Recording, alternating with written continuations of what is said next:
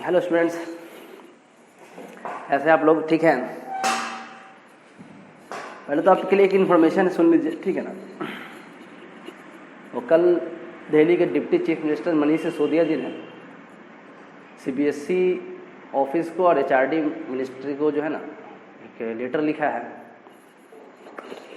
और कहा है कि बाकी जो भी एग्जामिनेशन 10th क्लास के और 12th क्लास के जो भी एग्जामिनेशन बचे हुए भी, ठीक है ना, सबको कैंसिल कर दिया जाए। और तो आपके मन में क्वेश्चन आया कि फिर मार्क्स कैसे मिलेगा जो मेरा एग्जामिनेशन का जो पेपर बचा हुआ है। आपका जो प्री बोर्ड स्कूल में जो प्री बोर्ड हुआ था ना, कहा गया कि प्री बोर्ड में जो एग्जामिनेशन हुआ था उस एग्ज़ाम का जो भी मार्क्स है, ठीक है ना, उसी को बोर्ड एग्जामिनेशन में ऐड कर दिया जाए। ठीक है, उससे घबराने की बात नहीं। प्री बोर्ड अच्छा गया है, ख़राब गया है, इससे दिक्कत की बात नहीं। आपको मार्क्स अच्छा ही मिलेगा, ठीक है ना, जो भी पेपर आपका बचा हुआ है। ठीक है। और ये तो खैर जो लोग 2020 में 2020 में एग्जामिनेशन दिए हैं बोर्ड एग्जामिनेशन, उन लोगों के लिए। अब जो 2021 में जो एग्ज़ाम देने वाले हैं, जैसे आप लोग, ठीक है ना, आप लोगों के लिए इन्फॉर्मेशन ये है कि हो सकता है, ठीक है ना, अभी फाइनल नोटिस नहीं आया है सीबीएसई का, हो सकता है कि 30% तक सिलेबस को डिडक्ट किया जाए। ठीक है, तो ये ऐसा प्रपोजल गया है, लेकिन फिलहाल अभी तक फाइनल नोटिस नहीं आया है, लेकिन हो सकता है मे भी। ठीक है, तब जो भी सिलेबस में डिडक्शन हो, जो भी हो, 10%, 20%, 30%, ठीक है ना। और एक चीज़ और इम्पॉर्टेंट है कि बोर्ड एग्जामिनेशन के लिए तो है ही डिडक्शन होगा ही, ठीक है ना, हो सकता है, ठीक है ना। और साथ साथ जो नेक्स्ट ईयर नीट में और जेई में अपीयर होने वाले स्टूडेंट हैं, उन लोगों के लिए भी डिडक्शन होगा। ठीक है, तो फिलहाल अभी फाइनल डिसीजन नहीं हुआ, लेकिन ये प्रपोजल गया है सीबीएसई ऑफिस के पास भी और एचआरडी मिनिस्ट्री के पास भी, ठीक है ना। क्लियर है? देखिए, अब हम लोग ना आगे बढ़ते हैं। लास्ट क्लास हम लोग अपना सोल्यूशन का बेसिक टॉपिक सब खत्म कर लिए थे, ठीक है ना। सोल्यूशन क्या होता है, सोल्यूशन कितने तरह का होता है, कितना टाइप्स है सोल्यूशन का, ठीक है ना। सोल्यूशन के अंदर जो कंपोनेंट्स इंपॉर्टेंट है, सोल्यूट, सॉल्वेंट, ठीक है, और कंसंट्रेशन को रिप्रेजेंट करने का कौन कौन सा मेथड, ठीक है। तो फिजिकल यूनिट, केमिकल यूनिट पढ़े हम लोग, फिर उसके अंदर परसेंटेज, अमाउंट, ग्राम पर लीटर, पार्ट्स पर मिलियन पढ़े, मोलारिटी पढ़े, मोलालिटी पढ़े, मोल फ्रैक्शन पढ़े, फॉर्मेलिटी पढ़े, नॉर्मलिटी पढ़े। यहाँ तक आपका बेसिक टर्म्स होता है, ठीक है। एकदम वो सब टॉपिक जितना कुछ पढ़े थे एकदम क्लियर होना चाहिए। अगर अभी तक आप वो सब वीडियोस नहीं देखे और क्वेश्चंस नहीं बनाए तो पहले प्लीज़ उस सबको देख लीजिए, सब उधर का क्लियर कर लीजिए, उसके बाद ही आप यहाँ से आगे बढ़ेंगे आप, ठीक है ना। कोई फ़ायदा नहीं है फिर आगे बढ़ जाए, पीछे का टॉपिक ही क्लियर नहीं है। तो जो न्यूमेरिकल्स पार्ट जो पीछे बेसिक में कराया गया, अगर आपका क्लियर नहीं है तो पहले प्लीज़ आप उसको क्लियर कर लीजिए आप, ठीक है। अगर उसका कॉन्सेप्ट अगर आपका क्लियर है, फिर सोल्यूशन जो यहाँ से स्टार्ट हो रहा है, ठीक है ना, ये मेन टॉपिक अब यहाँ से स्टार्ट हो रहा है क्लास 12th का, ये आपको प्रॉब्लम नहीं करेगा, खासकर न्यूमेरिकल्स प्रॉब्लम नहीं करेगा, क्योंकि जो टॉपिक सब आने वाला खैर पहली बार पढ़िएगा आप, ठीक है ना। लेकिन न्यूमेरिकल पॉइंट ऑफ व्यू से बेसिक टर्म बिल्कुल अच्छा होना ज़रूरी है आपको। अगर बेसिक सब अच्छा है तो फिर सही है, ठीक है।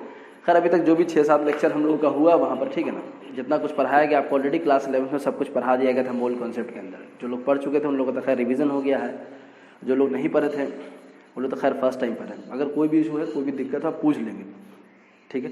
तो पहले आप वो 6-7 लेक्चर जो पहले हुआ है बेसिक का, उसको आप क्लियर कर लीजिए, उसके बाद यहाँ से बढ़ेंगे आप आगे, ठीक है। देखिए, यहाँ से जो टॉपिक पढ़ना हम लोग सॉल्युबिलिटी है, ठीक है ना। सॉल्युबिलिटी कहते हैं किसको है, तो सॉल्यूट का जो मैक्सिमम अमाउंट है ना,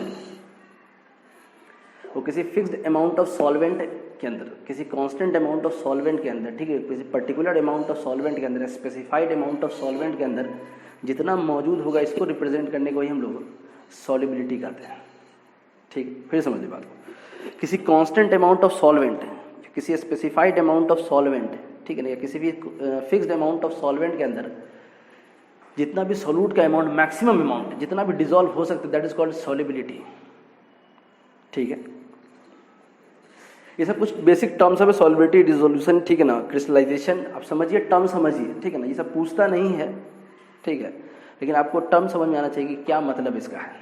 डेफिनेशन बैठ कर रटने की ज़रूरत नहीं है, टर्म समझिए है क्या, ठीक है ना।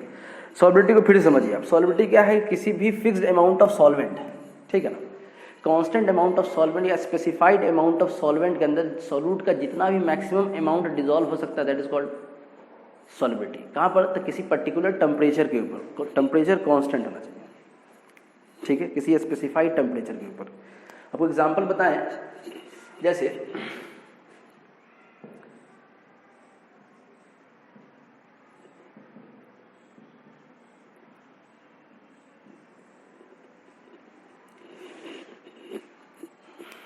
वाटर के अंदर जो जितना भी एक्वेटिक स्पेसीज सब है ना, जो सर्वाइव करता है वहाँ पर, ठीक है ना, तो डिजोल्व ऑक्सीजन है वहाँ पर, ठीक है। तो उस ऑक्सीजन का भी एक अपना एक अमाउंट फिक्स है, 100 सेंटीमीटर क्यूब, ठीक है ना, 100 मिलीलीटर के अंदर 3.08 डाई ऑक्सीजन डिजोल्व होता है, जिससे कोई भी is the sufficient amount for the survival of aquatic species, ठीक है। ये अमाउंट जो ऑक्सीजन का जो डिजोल्व है उस वाटर के अंदर, ये सफिशिएंट है उस ऑक्सीजन, उस जो स्पेसीज जो है, जो भी एक्वेटिक स्पेसीज वहाँ पर है, उसके सर्वाइवल के लिए, उसके एग्जिस्टेंस के लिए, ठीक है ना। ये ऑक्सीजन डाइऑक्सीजन इनफ है। तो ये 3.08 डाइऑक्सीजन की सॉल्युबिलिटी है। तो एक fixed amount of solvent 100 centimetre cube या 100 मिलीलीटर के अंदर 3.08 डाइऑक्सीजन डिजोल्व है। इसका मतलब ये सॉल्युबिलिटी को डिनोट कर रहा है। डिफिनेशन यही है सॉल्युबिलिटी का कि मैक्सिमम अमाउंट ऑफ सोल्यूट जो है, ठीक है ना, डिजोल्व है कहाँ पर, एक फिक्स्ड अमाउंट ऑफ सॉल्वेंट के अंदर। जनरली हम लोग 100 लिया करते हैं, 100 ग्राम 100 मिलीलीटर, ठीक है ना। इसके अंदर जो सोल्यूट के अमाउंट को रिप्रेजेंट करते हैं, इसी को हम लोग सॉल्युबिलिटी कहते हैं, ठीक है। दूसरा के बाद अच्छे समझिए, जैसे एग्जांपल और समझिए आप, 36 ग्राम सोडियम क्लोराइड है NaCl,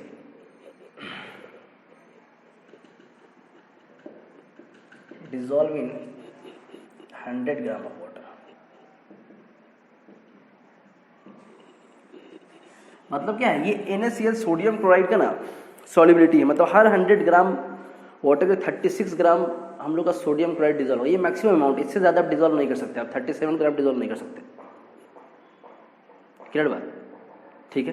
तो एक fixed amount of constant amount of solvent के अंदर जितना भी हम लोग सोल्यूट को डिजोल्व कर सकते हैं, मैक्सिमम अमाउंट ऑफ सोल्यूट को, दैट इज कॉल्ड सॉल्युबिलिटी। एक पर्टिकुलर टेम्परेचर के ऊपर बात हो रही है, ठीक है। अब समझिए बात, ये डिसोल्यूशन समझिए। लिखा गया when solute is added to the solvent, ठीक है ना, then its concentration increases in the solution, this process is known as dissolution, ठीक है। आप इस तरह समझिए, जैसे ग्लास पानी है, ठीक है ना, उसके अंदर हम लोग सॉल्ट को डिसॉल्व कर रहे हैं NaCl, ठीक है।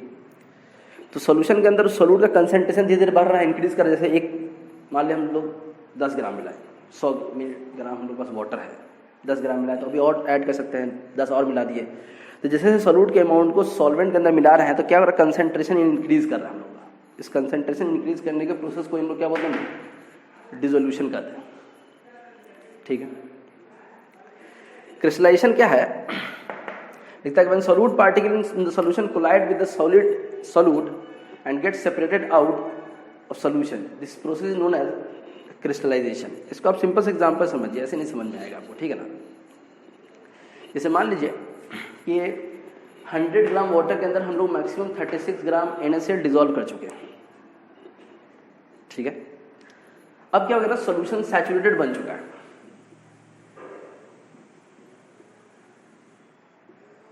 ठीक है। Saturated solution, unsaturated solution, super saturated solution, 3 तरह का सॉल्यूशन है जो बचपन में भी आप पढ़े होंगे, खैर पहले भी आपको बताया है, हम थोड़ा याद दिलाते आ रहे हैं आपको हम, ठीक है। देखिए 3 तरह का सॉल्यूशन है, ठीक है ना।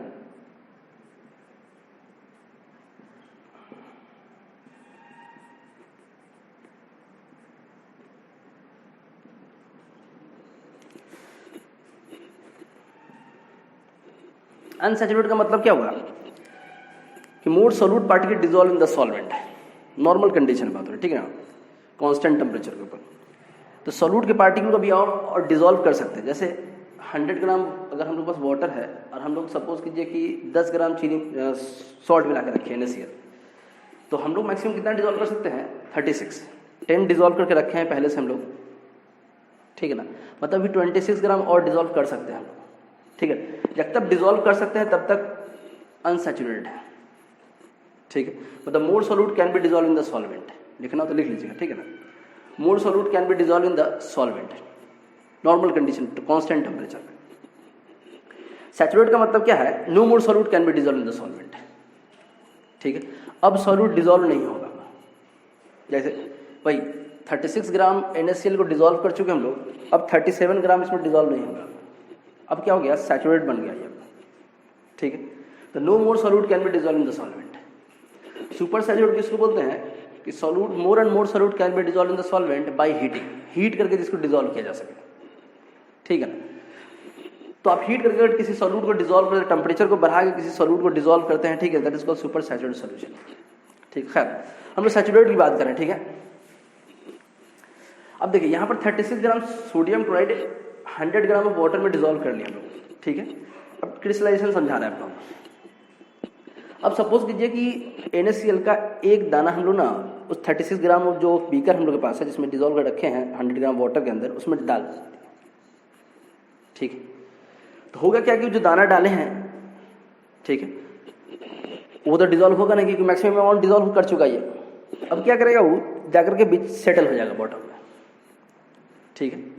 अब क्वेश्चन ये आता है कि जिस दाने को डाले हम लोग, ठीक है ना, जो एक दाना डाले हम लोग वही जाके सेटल होगा या कोई दूसरा सेटल होगा जाकर के, ठीक है। अब समझिए बात, जिस दाने को डाले हम मान लीजिए 36 ग्राम डिजॉल्व कर चुके, ठीक है ना। उसके बाद हम लोग जैसे ही एक दाना डालेंगे तो जिस दाने को डाला गया है ना वो डिजॉल्व हो जाएगा उसके अंदर, लेकिन अगला जो दाना डिजॉल्व था वो वहां से क्रिस्टल के फॉर्म में आउट हो जाएगा, वही लिखा है सेपरेटेड आउट, ठीक है ना, सॉल्यूट गेट सेपरेटेड आउट, वहां से सॉलिड बन जाएगा, वापस क्रिस्टल फॉर्म कर लेगा, वो बॉटम में जाकर सेटल हो जाएगा। इसको सिंपल से एग्जांपल समझिए, जैसे स्कूल्स में ना आप प्रेयर में लाइन में लगे हैं, क्यू में लगे हैं आप, ठीक है ना। तो एक सीक्वेंस है, ठीक है ना, मान लीजिए 20 बच्चे क्यू में लगे हुए, लाइन में लगे हुए 20 बच्चे। अब 21वां जो भागते भागते आया है, अब वो चाहेगा उसी लाइन में लग जाएगा, ठीक है। अब वो एडजस्ट करेगा तो क्या करेगा, आगे पीछे धक्का देगा, आगे वाला क्या हो गया, फेंका गया, तो वो खुद एडजस्ट कर गया वहाँ। तो 20 बच्चा जो था सैचुरेटेड कंडीशन में था, अब 21वां का परमिशन है लेकिन कोई बच्चा है आया भागते भागते भाई लग गया लाइन।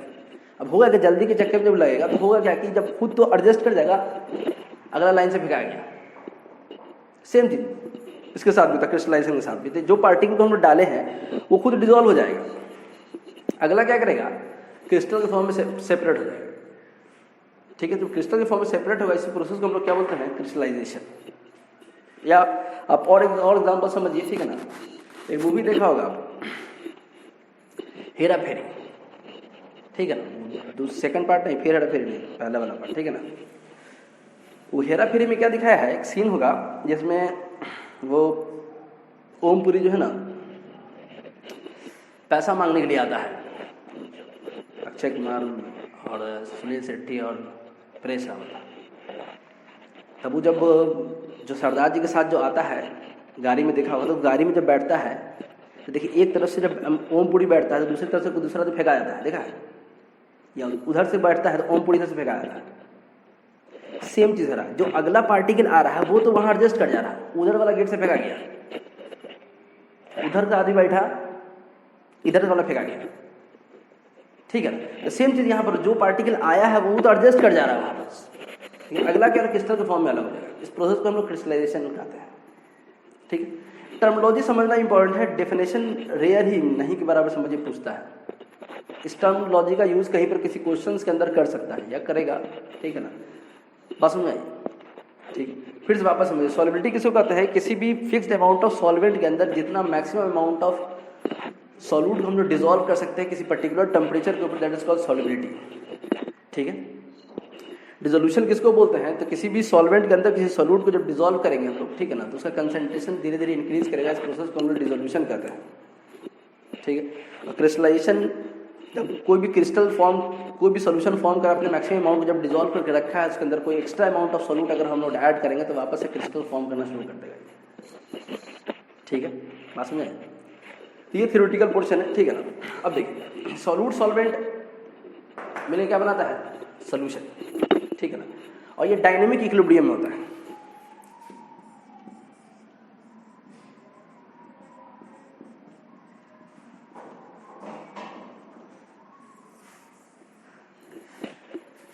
ठीक है। केमिकल इक्विलिब्रियम में हम लोग पढ़े थे हम लोग, डायनेमिक इक्विलिब्रियम, ठीक है ना। मतलब सॉल्यूट सॉल्वेंट को मिलाकर सॉल्यूशन बनेगा, अगर इस क्रिस्टलाइजेशन फॉर्म करना वापस रिवर्स होना शुरू कर देगा रिएक्शन, ठीक है ना, वापस सॉल्यूट मिलना शुरू कर देगा हम लोग, ठीक है।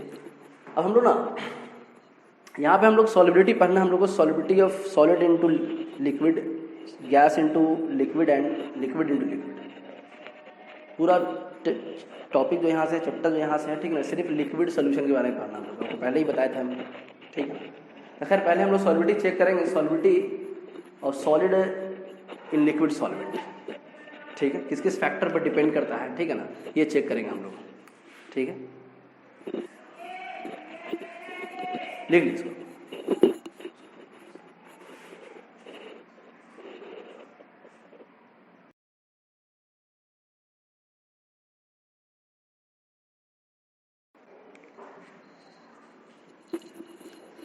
देखिए अब हम लोग solubility of solid to liquid solvent पढ़ेंगे हम लोग, ठीक है ना। तो हम लोग को ना सॉलिड की सॉलिबिलिटी पढ़ना है लिक्विड के अंदर, फिर गैस की सॉलिबिलिटी लिक्विड के अंदर, और लिक्विड टू लिक्विड, लिक्विड का टॉपिक अलग है पास, ठीक है ना। खैर देखिए कौन कौन सा फैक्टर है जो किसी भी सॉलिड सॉल्यूट को जो है ना लिक्विड सॉल्वेंट के अंदर सॉलिबिलिटी को अफेक्ट करता है, ठीक है, उस फैक्टर्स के बारे में हम लोग पढ़ने वाले हैं, ठीक है ना। देखिए 3 फैक्टर है, कौन कौन, nature of solute and solvent, ठीक है। दूसरा फैक्टर है टेम्परेचर, तीसरा फैक्टर है प्रेशर, ठीक है। किसी भी सॉलिड सॉल्यूट, ये सॉलिड जो है ना यहाँ पे सॉल्यूट है, ठीक है, और लिक्विड हम लोग का सॉल्वेंट है, ठीक है। तो किसी भी सॉलिड सॉल्यूट के को जो है ना किसी भी लिक्विड सॉल्वेंट के अंदर जब डिसॉल्व करेंगे हम लोग, सॉल्युबल करेंगे, तो उसके लिए 3 फैक्टर रिस्पॉन्सिबल है, nature of solute and solvent, temperature and pressure. एक एक करके सबका प्रॉपर्टी देखेंगे हम लोग, ठीक है ना। देखिए बात करें पहले हम लोग नेचर ऑफ सॉल्यूट की, ठीक है ना, नेचर ऑफ सॉल्वेंट, ठीक है। एक एक करके पहले हेडिंग लिख लीजिएगा, ये nature of solute and solvent, ठीक है। देखिएगा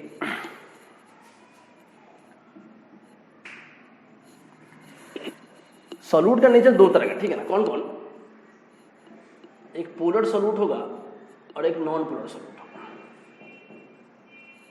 इस तरह सॉल्वेंट का नेचर भी 2 तरह का, कौन कौन, एक पोलर सॉल्वेंट होगा और एक नॉन पोलर सॉल्वेंट होगा, ठीक है। पोलर सॉल्यूट की बात करें तो जैसे KCl है, ठीक है ना, NaCl है, KNO3 है, ठीक है, जो आयंस में टूट जा रहा है, ब्रेक कर जा रहा है, दैट इज कॉल्ड पोलर, है ना, टूट जाएगा जैसे K+Cl-, है ना, जो पोल क्रिएट कर सकता है, पोलर, ठीक है। केमिकल बॉन्डिंग में भी पढ़े थे हम लोग। बात करें नॉन पोलर सॉल्यूट की, जैसे बहुत सारे एग्जांपल जैसे नैप्थेलीन दे, ठीक है ना,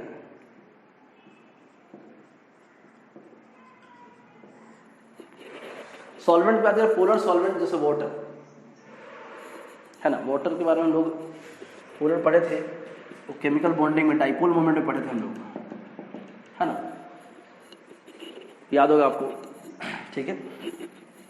ये वाटर का स्ट्रक्चर है, केमिकल बॉन्डिंग में ही पढ़े थे हम लोग, ठीक है ना। देखिए बात करें नॉन पोलर सॉल्वेंट की, तो नॉन पोलर सॉल्वेंट बहुत सारे जैसे बेंजीन है, ठीक है ना, C6H6 बेंजीन है, कार्बन टेट्राक्लोराइड है, CS2 कार्बन डाइसल्फाइड है, ठीक है ना, ये सब नॉन पोलर सॉल्वेंट सब है, जो ऑर्गेनिक सॉल्वेंट सब है, ठीक है।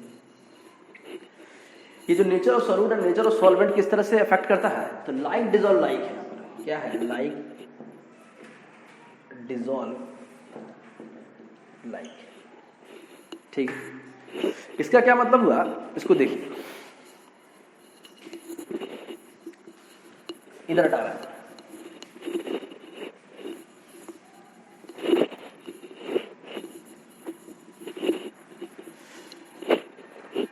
देखिए लाइक डिजॉल्व लाइक का मतलब क्या है कि कोई सॉल्यूट अगर पोलर नेचर का है तो पोलर सॉल्वेंट में ही जाकर डिजॉल्व होगा। कोई सॉल्यूट अगर नॉन पोलर नेचर का है तो नॉन पोलर सॉल्वेंट में ही जाकर डिजॉल्व होने वाला है, ठीक है। इसी को कहते हैं लाइक डिजॉल्व लाइक, मतलब जो जिस फैमिली के से है, जो जिस बिरादरी से बिलोंग करता है, जिस कैटेगरी से बिलोंग करता है, वो अपने कैटेगरी के अंदर जाकर के ज़्यादा कंफर्टेबल फील करता है, ठीक है ना। जैसे आप हैं, आप तो फ्रेंड सर्किल में है, आप फ्रेंड सर्किल में जिस तरह से रहते हैं, आप कहीं नई जगह जाइएगा, ठीक है ना, जहाँ पर आपके जान पहचाना कोई नहीं है, तो वहाँ पर आप उस तरह से घुलने मिलने में थोड़ा टाइम लगेगा आपको, ठीक है ना। सेम चीज़ यहाँ पर अपने आपका जो सर्किल है, आपके जो फ्रेंड्स है, स्कूल में है, कोचिंग में है, कॉलेज में है, कहीं पर भी हैं, ठीक है ना, तो आप उनके भी ज़्यादा कंफर्टेबल रहते हैं, ठीक है।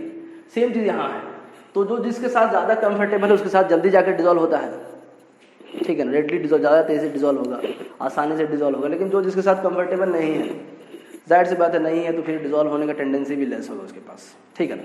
मतलब क्या हो, जैसे आप इसको इस तरह समझिए, जैसे KCl है, ठीक है ना, ठीक है, तो वाटर में जाकर डिजॉल्व हो जाएगा, इसलिए KCl पोलर सॉल्यूट और वाटर में क्या है, पोलर सॉल्वेंट है, ठीक है ना। अगर आप नॉन पोलर की बात करें, जैसे नैप्थलीन,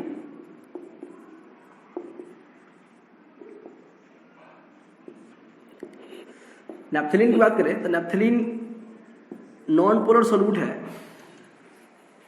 तो नॉन पोलर सॉल्वेंट में जाकर डिजॉल्व हो जाएगा बेंजीन के अंदर। नैप्थलीन बेंजीन का ही फॉर्मूला है, ठीक है ना, CH6 इस तरह से स्ट्रक्चर बनाते हैं हम लोग, है ना। नैप्थलीन कुछ इस तरह से है,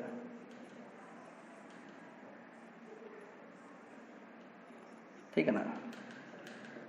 ऑर्गेनिक केमिस्ट्री में हम लोग पढ़े थे, ठीक है ना, जहाँ पर एरोमेटिसिटी वगैरह भी चेक किए थे हम लोग क्लास 11 में, हाइड्रोकार्बन आपको शायद याद हो, ठीक है ना। खैर फार्मूला इंपॉर्टेंट है, उससे इंपॉर्टेंट है कि भाई बात समझ में आना चाहिए, ठीक है ना, पढ़ना है ही, आएगा ही, ठीक है ना। तो ये दोनों एक दूसरे में डिजॉल्व है, लेकिन अगर हम लोग इस KCl को क्या करें, इस बेंजीन के अंदर डिजॉल्व करें, तो KCl क्या था, पोलर सॉल्यूट है, और बेंजीन क्या था, non polar solute, sorry non polar solvent है, ठीक है। तो इसके अंदर ये डिजॉल्व नहीं होगा, लाइट डिजॉल्व लाएगा, यही मतलब। इसी तरह नैप्थलीन को हम लोग चाहे वाटर में डिजॉल्व करना, नहीं डिजॉल्व होगा, ठीक है। नैप्थलीन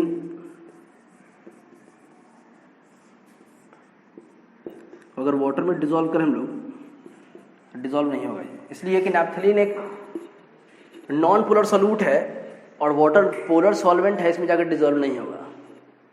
वही कंफर्ट जोन की बात है, आप अपने फ्रेंड सर्किल के अंदर, अपने फादर मदर के पास जो रहते हैं, ज़्यादा कंफर्टेबल फील करते हैं आप।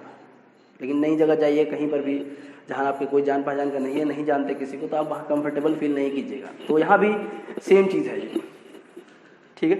आपने नैप्थलीन की गोली देखा होगा, ठीक है ना, वो वाइट कलर की गोल गोल गोली आती है, ठीक है ना। घर में भी देखा होगा, मम्मी जो है देखिए जारे वारे के दिन में जो है कपड़े उपड़े के अंदर रख देती हैं, ठीक है, ताकि वो कपड़ा फिर ठीक रहे, ठीक है ना, कीड़ा वगैरह नहीं लगता उसके अंदर। देखा होगा घर पे भी, अब या बाहर में पब्लिक टॉयलेट वगैरह में देखा होगा, गोली नैप्थलीन वो डाला जाता है, ठीक है ना। बहुत सारा बेसिन वगैरह में भी, बहुत सारे रेस्टोरेंट वगैरह में जाइएगा तो बेसिन में भी डाला रहता है, ठीक है। देखिए वो वाटर के अंदर डिजॉल्व नहीं होगा वो, ठीक है ना, समझ में आई बात, ठीक है। तो पहला जो फैक्टर है nature of solute and solvent, तो nature of solute and solvent किस तरह से अफेक्ट करता है कि कोई सॉल्यूट अगर पोलर नेचर का है तो पोलर नेचर के सॉल्वेंट के अंदर ही जाकर डिजॉल्व होगा। इसी तरह कोई सॉल्यूट अगर नॉन पोलर नेचर का है तो नॉन पोलर सॉल्वेंट में ही जाकर डिजॉल्व होगा, ठीक है। यही है लाइक डिजॉल्व लाइक, ठीक है ना। रही बात पोलर नॉन पोलर की, तो 11th में भी आपको पढ़ाया गया था, वैसे भी अब जो भी आयंस में ब्रेक कर जाए दैट इज कॉल्ड पोलर, ठीक है ना। केमिकल बॉन्डिंग का नोट्स वगैरह होगा तो आप देख लीजिएगा, वहाँ पर आपको पूरा डिटेल्स में पढ़ाया हुआ है, ठीक है। खैर फिलहाल आप सिर्फ इतना सा याद रखिए, ठीक है ना। एग्जाम्पल्स दो एग्जाम्पल याद रखिए, कौन सा सॉल्यूट कोई सॉल्वेंट के अंदर जाकर डिजॉल्व होगा, ठीक है ना, कौन सा सॉल्यूट कौन सा सॉल्वेंट के अंदर जाकर डिजॉल्व नहीं होगा, ठीक है। ये दोनों एक दूसरे में डिजॉल्व हो सकता है, ठीक है ना, इसलिए कि KCl पोलर नेचर का है तो वाटर भी पोलर नेचर का डिजॉल्व होगा, तो सॉल्यूट भी पोलर, सॉल्वेंट भी पोलर, ठीक है। इसी तरह नैप्थलीन नॉन पोलर नेचर का है और बेंजीन भी नॉन पोलर, तो सॉल्यूट भी नॉन पोलर, सॉल्वेंट भी नॉन पोलर, दोनों डिजॉल्व होगा, ठीक है। लेकिन यहाँ उल्टा, अब KCl पोलर नेचर का है और benzene non polar nature, dissolve नहीं होगा। तो कंफर्ट जोन की बात है, ठीक है ना, कंफर्टेबल नहीं है उसके साथ, वो घुला मिलेगा ही नहीं, आसानी से नहीं होगा उसके साथ, ठीक है। जैसे हम लोग चाइना चले जाए, सब चाइनीज़ बोल रहा है वहाँ उधर जा करके, तो हम लोग वहाँ पर कंफर्टेबल फील नहीं करेंगे, क्योंकि अपने आप लैंग्वेज बोलने वाला को है ही नहीं वहाँ पर, ठीक है। अब देखिए सेकेंड फैक्टर टेम्परेचर, लिख लीजिए पहले इसका।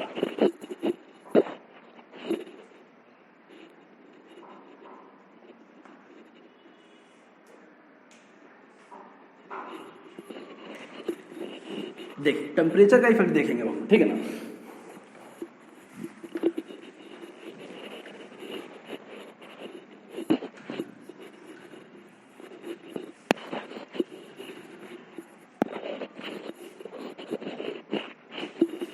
ठीक है, पहला फैक्टर हम लोग का nature of solute and solvent था। दूसरा फैक्टर देखिए टेम्परेचर, ठीक है ना। टेम्परेचर का क्या इफेक्ट है देखिए,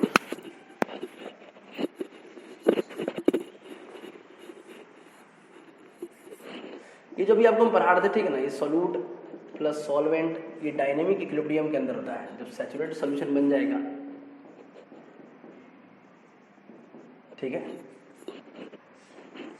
अब देखिए टेम्परेचर का जो है ना जो इफेक्ट है ये दो तरह से, ये रिएक्शन पर डिपेंड करता है, ठीक है ना।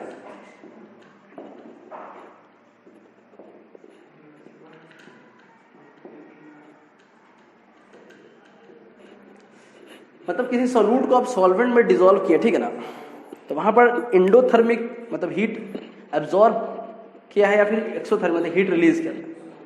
मतलब एंडोथर्मिक का मतलब क्या, डेल्टा एच का जो वैल्यू है ये ग्रेटर देन जीरो हो जाएगा, और डेल्टा एच का वैल्यू यहाँ पर क्या हो जाएगा, less than zero. Exothermic release करेगा, निगेटिव में आएगा डेल्टा एच, ठीक है। थर्मोडायनेमिक्स वगैरह पढ़े भी हम लोग, ठीक है। तो ये जो है ना ली चैटेलियर्स प्रिंसिपल जो हम लोग पढ़े थे ना, ठीक है, फ्रेंच जो लास्ट चैटेलियर प्रिंसिपल बोलते हैं उसको। खैर ली चैटेलियर्स प्रिंसिपल जो हम लोग पढ़े हम लोग उसके बेसिस पे ये काम करता है। देखिए कैसे, किसी सॉल्यूट को हम लोग डिसॉल्व किए, ठीक है ना, जैसे मान लीजिए हम लोग KCl को डिसॉल्व किए, ठीक है ना, या KNO3 को डिसॉल्व किए, ठीक है, इस सब में एंडोथर्मिक रिएक्शन होता है, ठीक है। तो होगा क्या कि उस सॉल्यूट को डिसॉल्व करने सॉल्वेंट के अंदर हम लोग, सॉरी यहाँ सॉल्वेंट लिखा गया, ठीक है ना, सोल्यूशन मिलेगा, ठीक है। तो किसी सॉल्यूट को हम लोग सॉल्वेंट में डिसॉल्व कर लिए, सोल्यूशन जो तैयार हुआ हम लोग पास, ठीक है ना, तो यहाँ पर जो डेल्टा एच का जो वैल्यू आएगा वो ग्रेटर देन जीरो आएगा ये सब सॉल्यूट के साथ, ठीक है। तो इसकी सॉल्बिलिटी को हम लोग क्या करना है, इंक्रीज कराना है, ठीक है। तो इसकी सॉल्बिलिटी को इंक्रीज कराने के लिए करना क्या पड़ेगा आपको, टेम्परेचर को बढ़ा दीजिए आप। मतलब टेम्परेचर इंक्रीज, जैसे जैसे टेम्परेचर को बढ़ाएगा वैसे वैसे सॉल्बिलिटी भी क्या करेगी, बढ़ जाएगी। मतलब solubility of that substance KCl KNO3 और भी था, जैसे NaNO3 सोडियम नाइट्रेट है, कि पोटेशियम आयोडाइड है, ठीक है ना, जो भी आयनिक है, सब जो भी सॉल्यूट है सबका जो है सॉल्बिलिटी डायरेक्टली प्रोपोर्शनल टेम्परेचर है। जहाँ भी एंडोथर्मिक मतलब जहाँ पर भी अब्जॉर्ब करेगा हीट, तो कहाँ से ले रहा है हीट अब्जॉर्ब करा, वो इन्वायरमेंट से लिया, जितना डिसॉल्व करना था कर लिया। उसके बाद अगर आपको डिसॉल्व कराना है, जाहिर सी बात आपको टेम्परेचर सॉल्बिलिटी बढ़ाने के लिए आपको टेम्परेचर बढ़ाना पड़ेगा आपको, ठीक है। रही बात एक्सोथर्मिक की, ठीक है ना, delta H less than zero. Exothermic के अंदर जो एग्जांपल है, जैसे आप लिथियम कार्बोनेट को डालिए, ठीक है ना, या फिर आप सीजियम सल्फेट Si2SO4O3, ठीक है, ये सब कुछ ऐसा सॉल्यूट है, ठीक है ना, जिसको आप सॉल्वेंट में डालिएगा ना तो हीट रिलीज करना स्टार्ट करेगा, डिसिपेट करेगा वहां से हीट, एक्सोथर्मिक होगा, delta H less than zero. Heat जब डिसिपेट करेगा तो जाहिर सी बात आपको सॉल्बिलिटी को इंक्रीज कराने के लिए उसके अंदर अब टेम्परेचर क्या करना पड़ेगा, डिक्रीज करना, घटाना पड़ेगा। मतलब इस केस के अंदर जो किसी भी सॉलिड सब्सटेंस की जो सॉल्बिलिटी है वो इनवर्सली प्रोपोर्शनल होगा टेम्परेचर के। फिर बात समझ आ रही है, आसान भाषा में समझिए आप, सिंपल, ठीक है ना, बिल्कुल सीधा सीधा बात। आपको सिर्फ ये चेक करना है कि delta H greater than zero फिर delta H less than zero है। आपको एग्जांपल से इंपॉर्टेंट नहीं, एग्जांपल हम दिखा दिया आपको, ठीक है ना, समझाने के लिए। डेल्टा एच जब भी ग्रेटर देन जीरो आएगा किसी भी सॉल्यूट सॉल्वेंट के इंटरेक्शन का, ठीक है, तो इसका मतलब है कि सॉल्यूट को सॉल्वेंट के अंदर डिसॉल्व करने टेम्परेचर का आपको इंक्रीज कराना पड़ेगा। मतलब सॉल्युबिलिटी डायरेक्टली टेम्परेचर की, ज़्यादा दिमाग नहीं लगा, ये सब एग्जाम्पल इसमें नहीं कि याद करके बैठना, लेकिन आपको हम एग्जाम्पल बता रहा है कि सॉल्यूट के अंदर एंडोथर्मिक होगा रिएक्शन, ठीक है ना, और किसके अंदर एक्सोथर्मिक होगा, मतलब कहाँ पर हीट अब्जॉर्ब करेगा और कहाँ पर हीट रिलीज करेगा, ये इंपॉर्टेंट है आपके लिए, ठीक है। अगर एक्सोथर्मिक है तो सॉल्बिलिटी जो किसी भी सॉलिड सब्सटेंस के वो इनवर्सली प्रोपोर्शनल टेम्परेचर जैसे जैसे घटाएगा वैसे वैसे सॉल्बिलिटी बढ़ेगी, ठीक है। टेम्परेचर का दो तरह से इफेक्ट है और अकॉर्डिंग टू ली चैटेलियर्स प्रिंसिपल है सब, ठीक है ना, हम लोग पढ़े थे।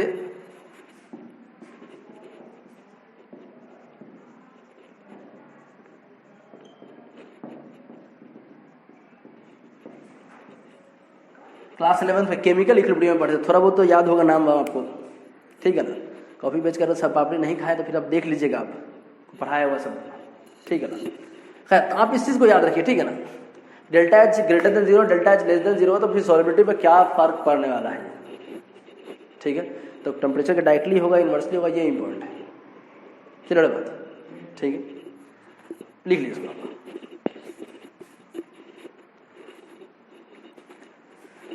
अब देखिए लास्ट इफेक्ट हम लोग के पास है प्रेशर, ठीक है।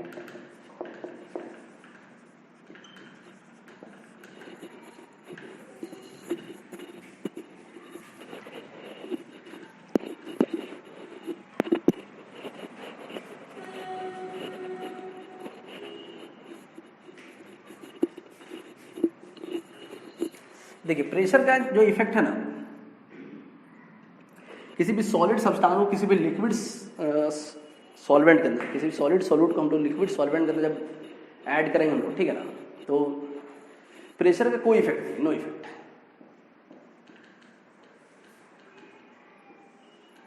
ठीक है।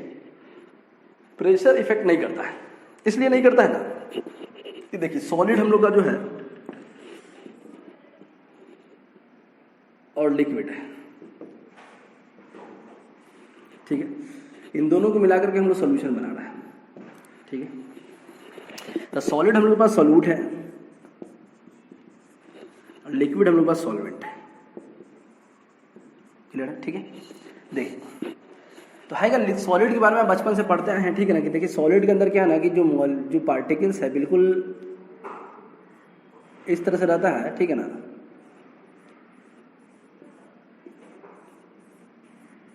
समझ बात, एक दूसरे से एकदम टच में, intermolecular force of attraction maximum होता है, ठीक है ना, इंटरमोलिकुलर स्पेस जो तो सबसे मिनिमम सॉलिड के अंदर होता है, तो पढ़े हैं बचपन से आप, ठीक है ना। तो जैसे ये सॉलिड है मार्कर, ठीक है ना, या कुछ भी बोर्ड सॉलिड है, ठीक है ना, बेन सॉलिड है, कुछ भी जिस तरह जो भी सॉलिड, इसको आप कंप्रेस नहीं कर सकते, ठीक है ना, इनकम्प्रेसिबल है। इसी तरह लिक्विड है, लिक्विड को आप कंप्रेस नहीं कर सकते, इनकम्प्रेसिबल है। तो solid and liquid both are incompressible, ठीक है ना, दोनों का दोनों इनकम्प्रेसिबल है, इसलिए प्रेशर का कोई इफेक्ट नहीं है। मतलब आप सॉलिड पर प्रेशर लगा लीजिए आप, ठीक है ना, क्या कर लीजिएगा इसका आप, कुछ नहीं, ठीक है ना। तो इनकम्प्रेसिबल नेचर का होने की वजह से क्या है ना कि इस प्रेशर का कोई इफेक्ट नहीं है। मतलब आप कोई सॉलिड को आप किसी लिक्विड सॉल्वेंट के अंदर अगर मिला दीजिए, ठीक है ना, उस पर प्रेशर अप्लाई कीजिए, इससे सॉलिडिटी पर कोई फर्क नहीं पड़ने वाला है, ठीक है। इसलिए नहीं पड़ना because both are incompressible, solid and liquid both are incompressible. अगर आपको लिखना हो तो लिख लीजिएगा, ठीक है ना। इफेक्ट नहीं है क्योंकि सॉलिड और लिक्विड दोनों का दोनों इनकम्प्रेसिबल है, ठीक है। तो ये बात रही हम लोग के पास solid solubility of solid into liquid solvent, ठीक है ना। तो नेचर ऑफ सॉल्यूट सॉल्वेंट का इफेक्ट है, ठीक है ना। अगर सॉल्यूट नेचर का अगर पोलर है तो सॉल्वेंट भी पोलर नेचर का होना चाहिए। टेम्परेचर का इफेक्ट है, ठीक है ना, और लेकिन प्रेशर का कोई इफेक्ट नहीं है।